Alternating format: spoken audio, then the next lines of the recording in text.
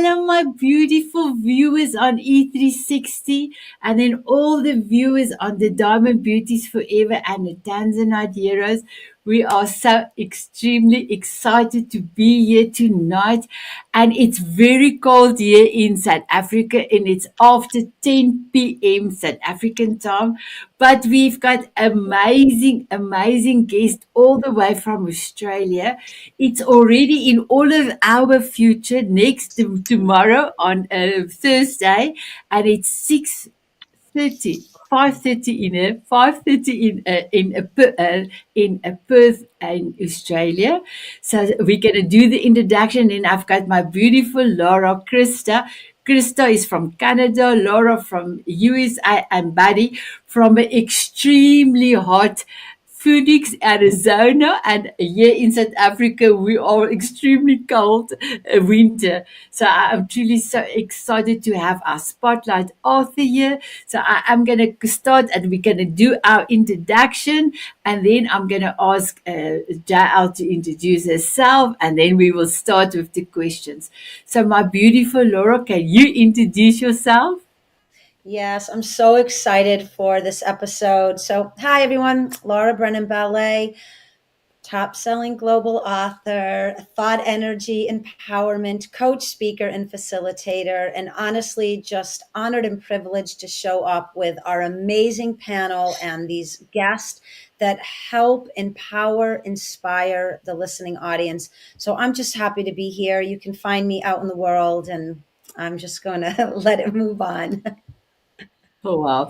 Thank you, Michael. And then you, my beautiful Krista, with your beautiful background today. Oh, Oh, can't hear. okay. Oh, I've unmuted you. You can go ahead. And I'm so honored to be here with our wonderful highlighted author today. So my name is Krista. I'm the author of the best-selling book, Skip the Pain, Experience the Pleasure, that made Amazon #1 bestseller. I'm an international speaker as well as coach, and I really want to help empower people to know they don't just have to live a life that they like, they can live a life they love. I love it. Thank you, my beautiful Krista, my beautiful buddy. Yes, thank you, Sinette. And likewise, it's an honor to be here with everyone on the panel and our guest author. I am Buddy Thornton, and I am the author of the Slippery Slope series, a series of behavioral books. And I'm now up to over 250 articles published worldwide on behavior and uh, legal issues. I'm a mediator by trade, and I'm the founder of Fighters for Hope. We really embrace the fight against mental health issues and suicide. And it is always a privilege to be on here with like-minded souls. Wow. Amazing. Before I'm going to ask Jael to introduce herself, I quickly want to tell everyone where I met her. So, we on the Diamond Beauties Forever group is an amazing group of ladies. And one of our mutual friends, Susie Dent, introduced the two of us to, and then we met and we had such a beautiful coffee chat. And then Jael, I mentioned I have a Diamond Moment magazine, and she said she can do an article. And I must just say to everyone out there, the first article I read from Jael, I was goosebumps all over. It was the most exquisite a piece that I have, and I could not wait to send it to Sunay, my editor and chief, and say, "Oh, this is gold! This is gold!" And now you have done 5 articles for us. And you are also in the Diamond Beauties and Tanzanite Heroes. You are also our writing strategist, and you've developed an online course. And everything you do is amazing. So, my beautiful Jael, you were also an illuminated author for our Diamond Moment magazine for May. So, I just wanted to say thank you so much. May, now I ask you, can you introduce yourself and can you tell us a snippet or a small synopsis, like 2 minutes, of the book that we're going to discuss?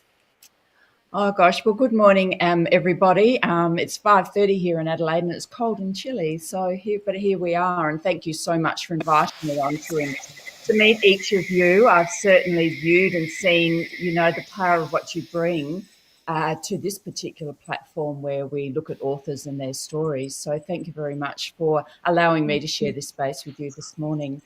My name's Keez, as we know, and I have a background in sexual abuse, which then developed into a range of mental illnesses, and not knowing the cause of that until I was 37 years old. And I know we're going to learn about that this morning as we engage in our conversation that we're about to engage in. Up until 3 years ago, I was a home economics teacher in secondary schools. I'm a mother of 2 adult children, almost 39 and 36, which makes me feel very old. And I have a grandson who is about 20 months old. So I'm blessed with those 3 people in my life. I know without my children, I wouldn't be sitting here talking to you today. So I always acknowledge those 2 in particular. 3 years ago, I was encouraged to write my story by the people who knew the essence of it, the full degree of it, because not many people did. I put on a mask and kept living.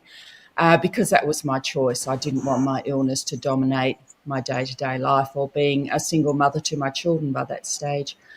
So I wrote my first book in a month and put it out and published it, and thought that's pretty normal. Only to find out when people read it, they were pretty well blown away, which was a nice accreditation to gain from writing something. And as a result of that, I went on and wrote 2 more. And then I went and wrote another one, which I think is my piece de la resistance, and one that I really enjoy holding in my hand. And I've also collaborated on a poetry one with 8 other women. So all of a sudden, this author in me was born, and then Sinette came along, as she has indicated, in writing those articles, which I thoroughly enjoy writing. So I guess I'm on this platform as a writer rather than a home economics teacher, even though I still do that in the sideline. So a little snippet about me. Let's hope we find out a bit more of what I like to bring to these moments to inspire other people that are listening to us each speak this morning. Wow. So thank you so much, my beautiful girl. I'm going to go over then to Laura, and then Krista and Buddy. They will then ask a question, and then it will come back to me, and then we will go and see how many questions we can come do. So, my beautiful Laura, you are welcome to ask your first question. Thank you. So in reading the material, as we all say, we always have these long list of questions, but something just hit me as you were just expressing a bit of the journey on a personal level. How did you become the mother that you are today, knowing that you had this history that for some, right, parents, they would repeat that cyclical trauma and you didn't? And your children, it's not like you healed and then have these brand new babies. They've been what appears to be a big part of the journey with you.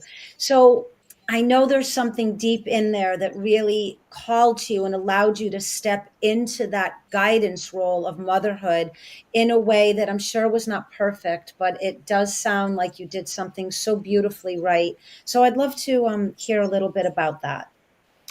Oh, gosh, how long have you got?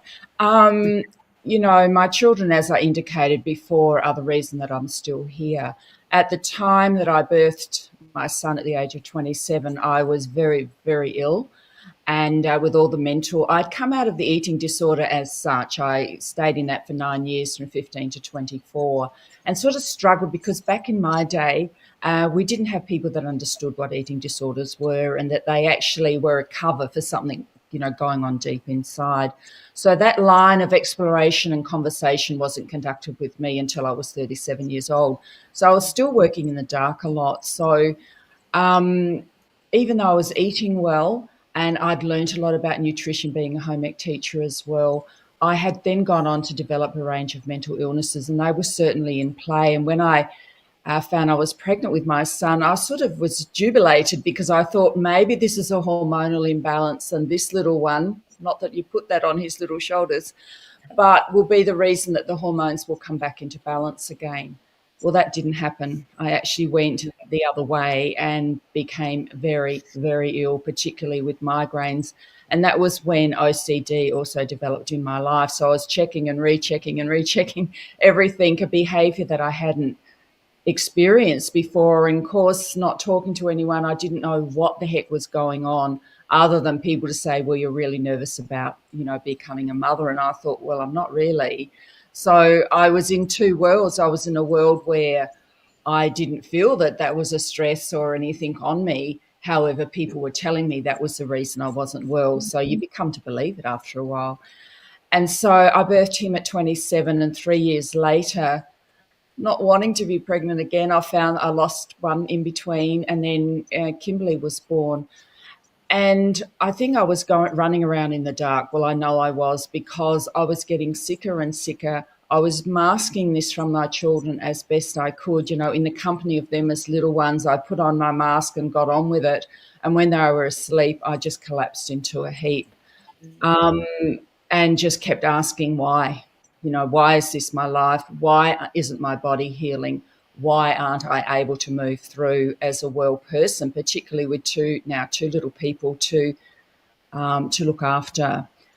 And it wasn't until my son was 7 and my daughter was 4. No, they were older than that. That was when I became a single mum. So I think my son was now 10 and my daughter was 7. And I happened to stumble into the rooms of a psychologist finally, after going to naturopaths and iridologists and all of those natural entities, because I'd given up on the medical profession. I'd been to psychiatrists who just handed out tissues and didn't answer any questions, really. And I finally landed with a lady at the age of 37 who said, tell me your story. And that was when the tears flowed. And that was when comprehension of everything that I was experiencing came into play.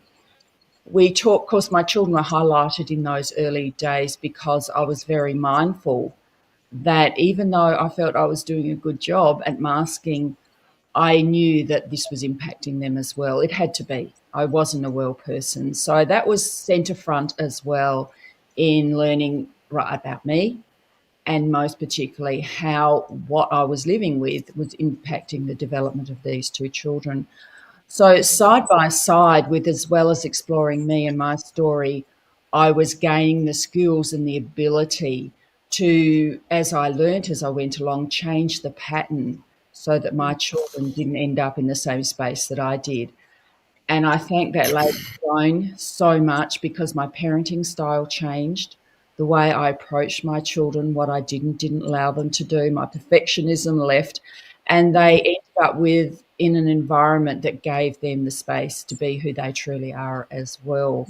So I don't know if that answers your question. I feel like, I'm just being guided to answer it in whatever words come into play here. But if you'd like a bit more clarification on that, please do ask. Because the No, stories, thank you. we don't know where to go and where to take it sometimes. No, it was beautiful. Again, just really that vulnerability and how you write too. For me, vulnerability is really up in center with you. But knowing that there was something I just think so beautiful about you underneath the illnesses, that you were aware and you really did put them in an important role. And so there was some aspect of yourself who you now are, shining so beautifully through all the work you've done. But I was just wanted to hear a little bit about kind of that reflection and that observation while you're going through it. So beautifully answered. Thank you. Thank you. So I would love to talk to you, and like probably for hours, but I will start with one question. So you were talking about how, and I know this personally, I'm a nutritionist. I have watched people die from anorexia and different eating disorders. I've worked with them personally and developed such a deep relationship and understanding of the suffering that they go through. And I've also seen the doctor shopping, I call it, or therapy shopping. So you talked about reality therapy or choice therapy. I never heard of it termed that, that way. Can you explain a little bit about what that is and the process that you went through to basically get better? Yes. Joan practiced reality therapy, which was a therapy that was designed by Dr. William Glasser, an American psychiatrist. And it was that, as I said, that first question, tell me your story. And no one had ever, in all of the doctor shopping, as you say, Krista, and that's exactly what it is, had anyone ask that particular question. And in that moment, you know, internally, intuitively, you know that you've arrived in the right space at last. And she wasn't interested actually in all the symptoms and everything I was experiencing initially. She was interested in my story, the life events that had shaped me. And it was during that process that, you know, when the person's really ready to hear their story, that's when it starts to come out and present itself to you. And that's exactly what happened for me. So the reality of it is, as that word suggests, reality. Let's look at the realness of your life, and let's look at the elements that come together to design and shape the person that you've become and why you are, rather than being the who that you are. So we look at the thought processes. You know, what thought processes are guiding you in this life, and how do they filter and help you filter and perceive the world around you? So I had a lot of thoughts that were obviously extremely fear driven, and I needed to unpack those thoughts and go, hang on, are they really real? And of course, for me, it was, well, of course they are. You know, this is how I've been taught to look at life. So isn't this how life works? And gradually over a period of time, I was able to reassess those fear-driven thoughts and begin to redesign the thought process that shaped me. Along with that, of course, come the behaviours. Okay, you think like this. What are the behaviours that are resulting from those thought processes? And I had multiple behaviours that had presented themselves and were continuing to do at the age of 37, and actually had been added to, you know, over the preceding years between leaving anorexia behind and meeting Joan in her surgery that day. So I looked at behaviours and why I was doing what I was doing and where had that generated from. And then I looked at the emotional load. And of course, when you work with someone who's looking at your life events and the realness, then the tears automatically come out. And they show up to show you this is something worth exploring. This is something worth identifying. What are your tears telling you about you in this moment? So tears are a wonderful part of the process. And of course, the physical outcome. You know, why was I fear driven? Why was I still weak in my body? Why did I need walls and fences to help me move from one place to the other? Why was I doing OCD? Why was I having 2-day migraines with axes, you know, cutting my head apart and up against the wall, belting it? Why was I now pacing the backyard on a regular occurrence at 2 a.m, trying to work out how I would end my life? So that's the graveness that it arrived at. And of course, during the day, I'd put on this front and no one knew that this was the life I was living. So gradually we unpacked and explored all of those areas of my life. And the biggest one that came out in amongst all of that was relationships. We looked at the relationships with my parents, the relationships with the men I'd had in my life, the relationships with A, B, and C, and how they reflected the thought processes that I had gathered and created and designed my life by. And it was that central one that really stood up to me, the power of relationships and how they impact you and shape you and influence you in your life. And of course, in amongst all of that, the realness of having been sexually abused, which was tightly covered away in the background until I was 37 years old, and got to a point where I couldn't ignore it any longer, because it was there in my face and I couldn't hide away from it anymore. So I finally discovered the core, you know, of why all of this was happening. That was the core reason, added to by the very controlling upbringing that I had. So once again, Krista, thank you for asking that question, because I like talking about reality therapy because it's the realness of life, which a lot of medical profession people don't do. They don't ask those important questions about everything that I've just outlined for you, because the clues and therefore the solutions are built into your story. And that's what Joan knew. But just to finalise that one as well is that, you know, along the way, she asked all these beautiful questions and she drew out from me the answers that needed to be shown and to be acknowledged. And it wasn't till the end of about 2 years into knowing her that she actually put her story on the table. And then it all made sense because it had been her story once. So the final addition to being able to heal at that time was sitting in a room unbeknownst to me for 2 years, because she very cleverly disguised, I didn't know that it was her story. I realised that the power of working with someone whose lived experiences reflect yours was certainly a valuable input into the whole process. And of course, she taught me spirituality as well, coming from a very strong, confining religious upbringing, to a freer expression of what universe or God is about. And I use the word universe because I was taught that God was a fear-driven entity that you didn't really want to have anything to do with. And of course, I know that's not the truth, but it's easy for me to use that word. So you'll hear me use that word throughout this rather than God, not to nullify it. They're all the same. It's just the word that you use to apply to it. So, reality therapy. Oh, and the choice aspect was okay, you now have choices moving forward. This is your thought process, this is your behavior, or this is your emotion. How are we going to now change this to what it needs to be for who you really are? What are the choices you have in front of you? There seems to be, on this occasion, say 3 choices. Are we going to do number 1, number 2, or number 3? And the decision was always mine. There was no coercion into, well, I think you should be doing number 1 because I know 2 and 3 are just not going to cut it for you.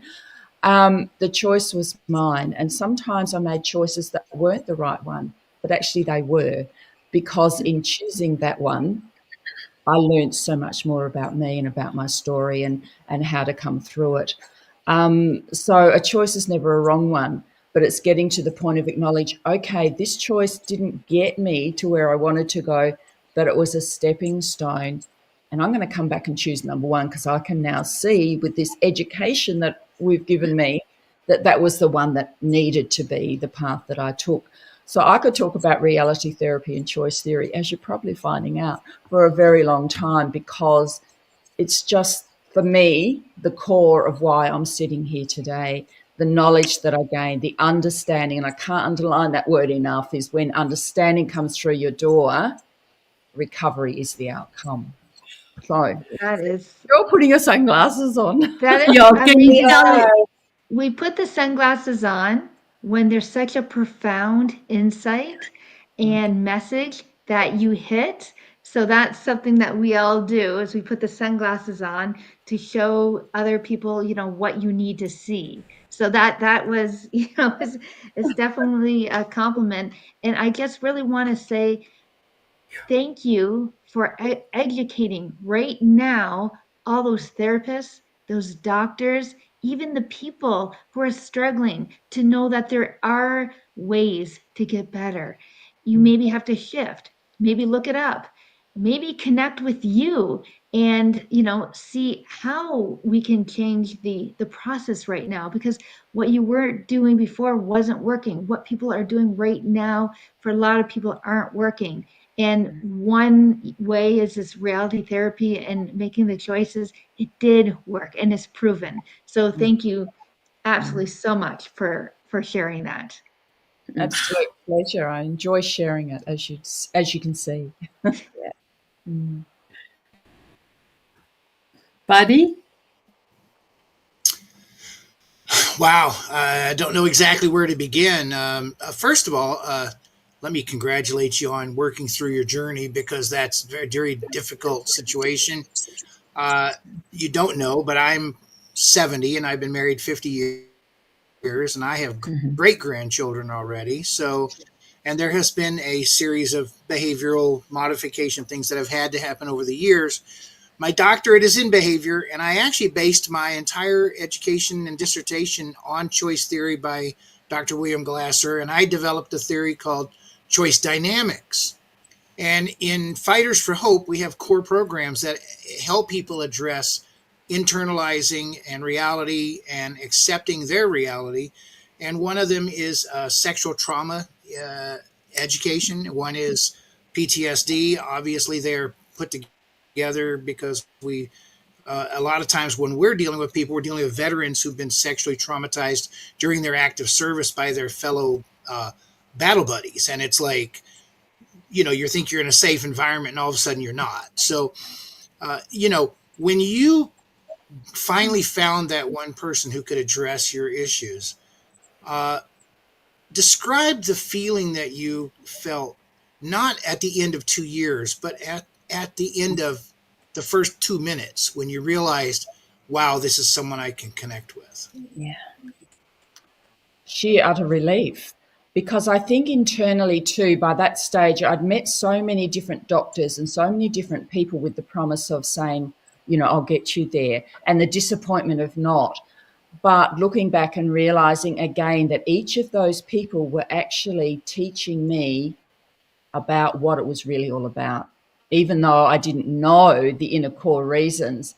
But I was gradually going down, like with the naturopath, the highlighting of nutrition in the healing of your body. So I developed an interest in that. And I was applying that, and I still do that at 66. So I'm not much younger than you. And I still apply that to this day. And I truly believe that if I didn't, nourish my body through the foods, the supplements and everything that I do, that I wouldn't be sitting here either, and that's what continues to sustain me. I also absolutely love it, because nutrition is just such a wonderful area of life to delve into and apply to your physical being. And why don't we all do it? So yeah, I'd done all of these things, as I said, psychiatrists who just handed out tissues and just didn't deep dive into those tears and what was happening. So when I met Joan, there was that inner knowing of, oh my gosh, this lady knows where to go and what questions to ask. I remember walking out of there going, I don't have to go anywhere else. This is the end of the line of searching for people. So it was that relief initially, and yay, at last. And of course thinking, oh, well, 1 or 2 sessions and we'll be done. But obviously it went on longer than that. So it became quite tiring and quite involved. And then you do reach a point, buddy, as you probably see with a lot of people, where you go, is this really worth it? I was so excited at the beginning, and now I'm just feeling drained and tired. But again, something inside just keeps pushing you through to get to the other end. So, it was that elation followed by, it was a bit of an up and down cycle at the time, until I think that light bulb moment of, yes, those initial feelings on that very first day, they're now culminating in, this is it. This is the way moving forward. And I have a choice here, the choice theory, to actually run away and say, I'm too tired, I just don't want to be this tired, or to actually face myself and continue moving forward. So, yeah, it's an up and down process, isn't it?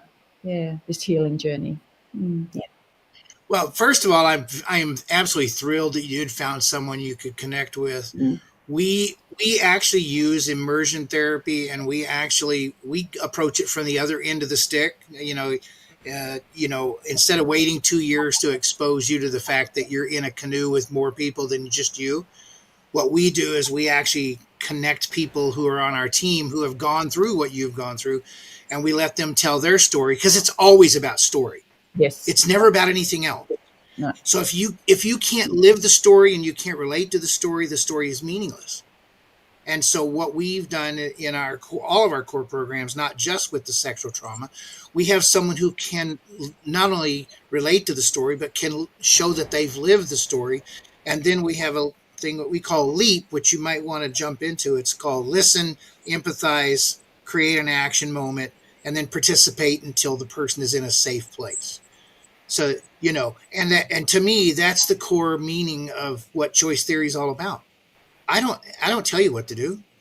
No. I ask you what you want to do, and I guide you to that end the best way I can. So I love your story. It's fantastic. And I'm going to hand it off to Sanette. Wow. Thank you, my beautiful buddy. So, my beautiful Rose, Krista, you asked the question was on my list, second question, and that's perfectly, because I do have another question. I wanted to ask you, my beautiful Jenny, your book, Anorexia, the feedback that you received from that. Can you tell us, how did it make you feel? And then what was the best feedback that you did get from your book? Somebody have read your book. Oh, I didn't realize the profound effect it was going to have on people, because I just sat down and wrote my story, and there was no structure, there was no order. It was just, this is, intuitively what I need to type up on my computer, I suppose. And it was when I started to, get it out there and people were reading it that they would come back. I remember, I guess, there's so many, but one of them at one of the schools that I was teaching at, I'd actually handed the book to somebody else to give to somebody else. And in the meantime, she said, I'm going to read it before I hand it on. And I said, well, that's your decision. And, I gave it to her on a Friday. Well, the next Monday I was back at school again, and she happened to walk past me, and then she just stopped dead in her tracks, and she turned around and she doubled back and she just stood in front of me and went, wow. I cannot believe the power of that book. And she was absolutely blown away. And that was my experience with everybody that's read it, that's been able to come and meet me and speak to me about the book. Even people that were on this journey with me, that thought they knew everything that had happened to me, would sit and just cry. They said, how the heck, one, how are you still here? Two, how did you hide all of that suffering from the world? We had no idea. Your writing is articulate, it's spot on, it takes the person on your journey with you, but more importantly, gives clarification and understanding to people that are suffering. So that makes you feel really good that you've bothered to write this book, because I was a bit reticent. I didn't really want to do it. I thought, oh, why do I have to do this? Well, real estate in your hand, it supports your story. So, it's been really great with each of the books. I've had the same feedback. It's been this wow, particularly people that have known me for long periods of time. Well, I didn't know I had this ability to write either, and write so quickly and so articulately. So it's been really lovely to have that feedback coming to me. But most importantly, I'm hearing that I'm writing it in a way that gives clarity and understanding to other people who have either suffered, are suffering, or know somebody who's suffering. And it's been very inspirational. It's given them a lot of keys, a lot of ideas in supporting that person, moving forward in their journey. And yeah, people that you give your book to and they say, oh, I'd really love to read it. And I think, well, why would you want to read it? I don't really. And then they come back and it's the same response. You have to get this out there. I had a world-winning author read it. Well, I didn't know that's who she was. She saw it on a desk and she picked it up and said, I want to meet this author, which was arranged. And I didn't know who she was. She was just a journalist. And I walked in and I sat down and we had a chat. And she said, I'd really like to have a closer look and just re-grammatize it a little bit. And I went, oh, okay. And then she sent an email afterwards with her e-signature that went on forever, of award-winning 7 times. And I went, I didn't want to go back next week and meet her because I felt so insignificant. But when I walked through that door, she held it in her hand and just looked at me, and I said, I'm so embarrassed now that I know who you are. You've been on the world stage with Hillary Clinton, talking to people and all of that sort of thing. And I just sort of shrunk into nothing. And she just looked me in the eye with my book in her hand and said, this is the most beautiful book, and I want it out to as many people as I can get. And it was a genuine response. She didn't need to say that. And I think that was the moment I went, I have an ability here. I need to continue to use it. So I hope that doesn't sound big-headed, but I think it's acknowledging that every now and then we all have gifts to give, particularly in the world of recovery and healing. And along the way, we might think we know what that gift is, but it's tweaked and it gets changed. And for me, it's becoming the author and now the speaker that I am. And I guess we're acknowledging here this morning that one of the reasons it is working is because of the lived experience. As Buddy was saying, hearing other people's stories. And that's what's happened through my book.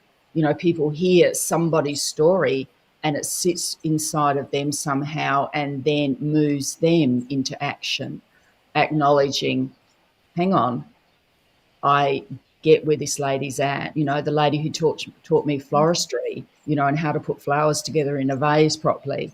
you know, she was just so moved by it. She hadn't had an eating disorder or these mental illnesses, but her story still resonated with mine, that she found answers embedded in my story as well.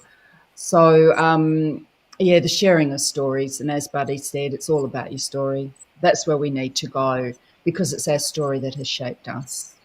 Mm. Oh, I love you. The answer was beautiful, and I do love you, my beautiful JL. I call you Jenny, but JL is your writing name. So, my beautiful Laura. Yeah. I love just sharing, as Krista did too, when we put on the glasses. I know that all the panelists were moving in the same direction as we always do. We're either ahead or right behind on a question. I think because the just the beauty and the power of synchronicity when we are telling our stories. So I wanted to ask you something similar, but you just answered it so beautifully to really inspire, I think, and spark that vulnerability in the listening audience, that there is a story to tell. And whether it's one person or many, your story will have impact on someone else and open up this almost safety zone of healing. And as you said, someone who maybe knows how to arrange flowers and didn't have an eating disorder, but it doesn't matter, that human to human connectivity and that compassion and seeing that in one another, I just think is so powerful. But I'm going to move it into where I always do, because I'm all about empowerment. And I really appreciate it. And I'm going to use my word, how you recalibrate or and recalibrated fear in your life. And that was so much of a driving force, right? The fear of being exposed, the fear of taking off the mask, all of what you were going through. Is there a word, because I'm all about thought energy, that comes up still with all of the beautiful advancement that you've been able to achieve, that you don't have the same fears, but it's in that kind of atmosphere of fear? But is there a word that you rely on or that empowers you if a challenge or a little bit of doubt comes up, that maybe might spark again that knowing in the listening audience that, yeah, as remarkable as you are, I think, and always have been, right? And that was your journey. You still come up against certain challenges, but there's a way for you to recalibrate that old fear that maybe is, still kind of imprinted in your experiences. So I'm just curious if there's a word that empowers you through a challenge if fear does show up. In listening to your question, I thought, oh, where's this going to go? I don't know that it's a word that I use. It's more, and there are challenges, moving forward. I guess I'll share one that I've experienced a little bit again now. One of the deepest challenges that I had, or deepest fears, because when you're being sexually abused, those words that are spoken at the time you're having that experience become your truth. And one of those was that no one will like you if you speak about this. So from the age of 2, and then when I was abused again at 5, because I have a few abusers, and I carried that same message. They all gave that same message to me in one way or another, one sentence constructed in another. And so I lived a life believing that no one liked me anyway. And I've been challenged with that again recently. And I think because that's the deepest, darkest one for me, it's always going to present itself from time to time. It's not a word that I would use. It's a stepping back and really looking at this situation. What is this situation, and why are you reliving or revisiting this old fear that keeps lurking around, And so I will sit there and go, okay, let's look at the real dynamics here of what's going on. First of all, some of these people you don't know. They may be bringing their stories into your life, and without knowing those stories, you're connecting in this way. And if you actually had a conversation, they'd probably look at you puzzled and go, why would you think that? But I always look at that and sit down and go, okay, what is the learning? This old fear is sitting there. What do I need to learn? Why haven't I gotten over this particular one? And there will always be a learning in it, as uncomfortable as it is. And it's that learning that I then in the end go, thank you. And, these other people don't know that that was the role they just played in my life. But I then thank them individually as well and just get up and move on, from there. The other strategy I guess I have when things seemingly go wrong in my life, or you think your life is going down this path and all of a sudden it's like, what the heck happened there? Everything's meant to be as it is. That's been the most powerful shift in me. I don't panic about anything anymore, actually. I don't get uptight. I don't stress. I don't do any of the things that I used to do, any of the behaviors, I should say, rather than that word things, because I have an ability now to immediately go, this is as it is meant to be. This is as it's meant to be. And that immediately stops any fear or any anxiety that may develop as a result of whatever's happening.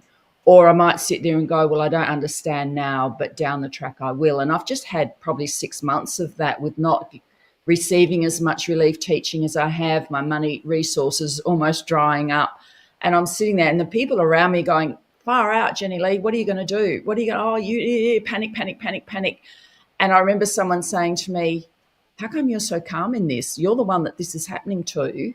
Why are you so calm in this? And I said to this person, because one day I'll look back and understand. And I'm in that space now.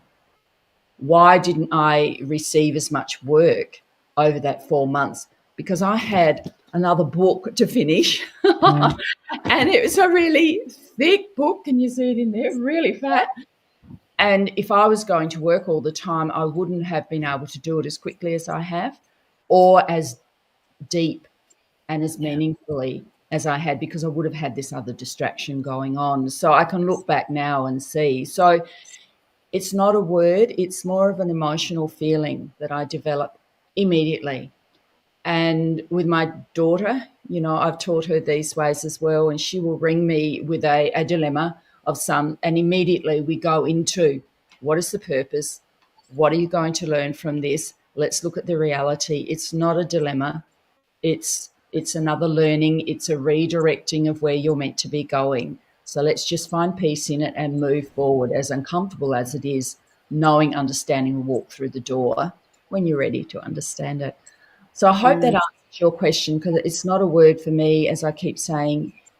It's a thought process that creates the peace at the other end. And coming back to Buddy and I acknowledging that word choice, I have a choice. I can either go into panic, the last 4 months, I can either stress my way through writing that book, or I can be at peace writing it, knowing that this won't always be the life that I'm living.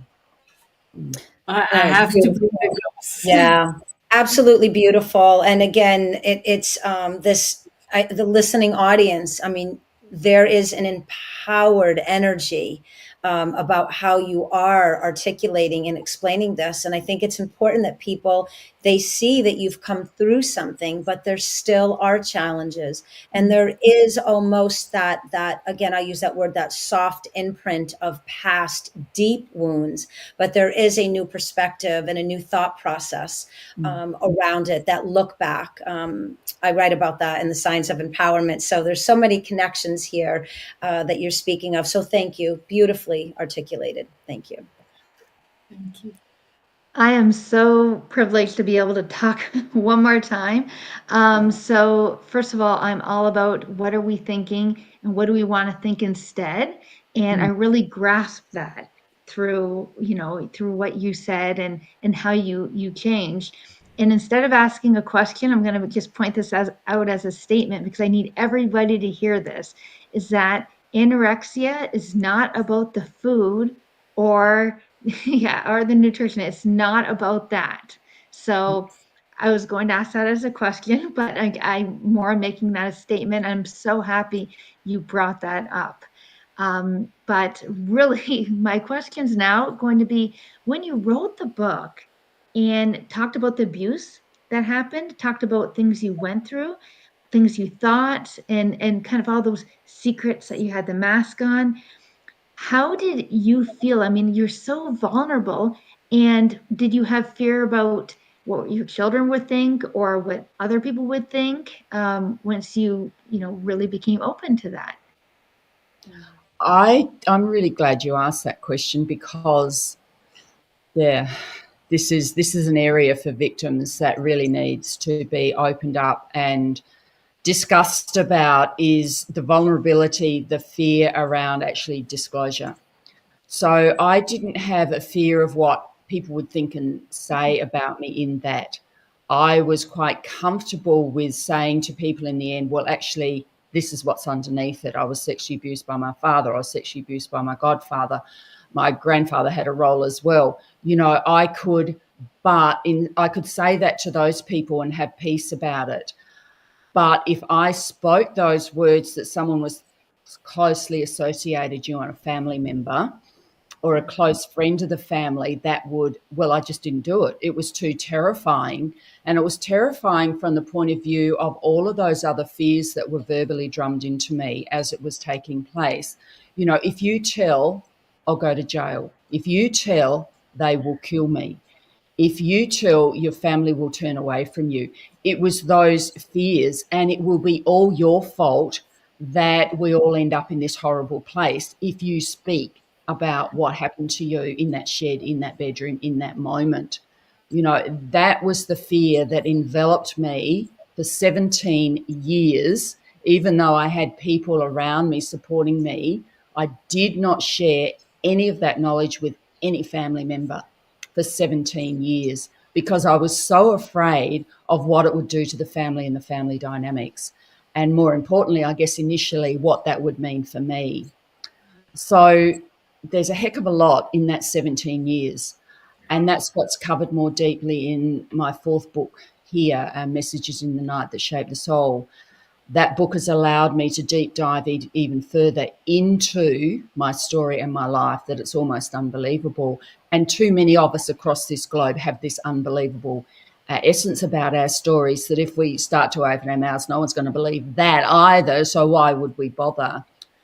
I did about 8-9 years ago. I was so ill with cancer in my face and different things happening. And finally, I was encouraged to disclose to my mother, and I had held her in high esteem. I could see that she'd suffered a lot due to the family, you know, culture around her as well. And I didn't want that to be a new lot of suffering for her. So my original direction was to keep all of this knowledge to myself somehow, exist within the family arena somehow. And when she passed, whenever that was, I would sit down at the table with my siblings and other family members and say, hey, let's make this right. This is what's really underneath all of this that's going on. But I got to a point where my psychologist, Joan, and everyone was saying, no more. You have suffered enough. You need your mother's support. Ugh.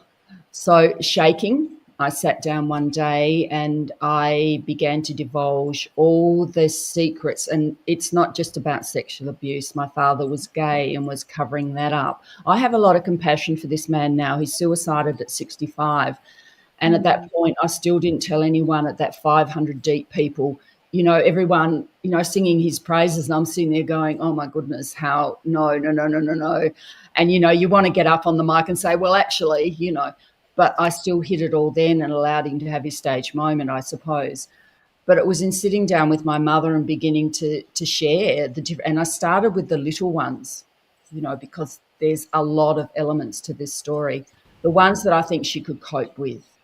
And I had an end point all the time of how far I would go. And she would just sit there motionless. And then the penny began to drop. And I told her the next one. And then I went to the next one. And then I was getting to the really big ones. And then I finally got to the biggest one of all, that was having to acknowledge to her that, you know, her husband, my father, was one of them as well. And then I just sat there in the silence. I thought, why is she not yelling at me? Why is she not jumping up and down and saying, how dare you, or whatever words she wanted to grab hold of at the time to null and void my truth? And instead, she just walked up to the landing and looked at me and said, I will not take responsibility for what he's done. And in that moment, bang, I knew she knew. And I could quickly look back over 17 years of having conversations with her and wanting to get to my truth, and now being able to see how she covered it. So you talk about, how did I cope with this story being my life, and what will people think and say?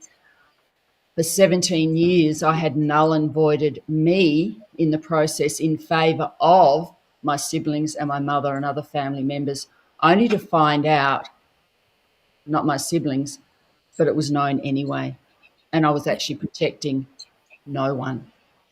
The difficulty for me today, sitting here, so this happened about 9 years ago. I'm now estranged from my family. I've also found out all of the stories and scapegoating that has been made up about me, so I won't be believed. So I'm still living the story of not belief, and I don't have anything to do with one sister passed away, my other sister and my brother and my nieces and nephews, because they all don't believe me.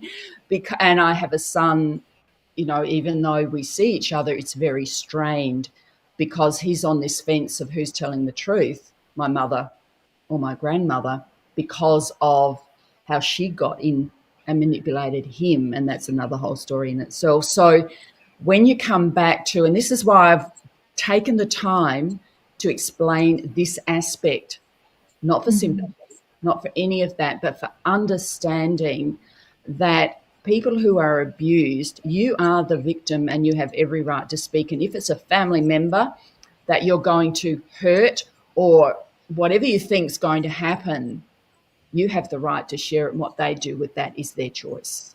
And my mother has chosen to go out there and scapegoat me and hide behind it and call me a liar rather than face the reality. And so do I have peace in it? Absolutely. All of that work that I did, I can talk about it. It doesn't upset me. It doesn't, because it's the path. And one day, and I'm so sorry. I'm so sorry, Jael. I have to stop. I'm so sorry. So, my beautiful buddy, I'm so sorry that you cannot get your last question in. Sorry. So, no, it's okay. My beautiful viewers, I hope that you love the story. And if you want to know more about Jael, her website is also a day. Let me just make sure, jlkeys.com.au, and then also check out her book. Her link is on all the show notes, and everywhere I posted, her book link is on there as well. And then to my beautiful Laura, my panelist, my beautiful Krista, my beautiful buddy, thank you so much for taking the time to go through Jael's book and asking the questions. And thank you so much, my beautiful Jael, for giving us your heart, for telling us your story. So we've got actually 22 seconds to have a dance. So will you have a dance with me? Here we go. I haven't got sunglasses. Here, you can borrow mine.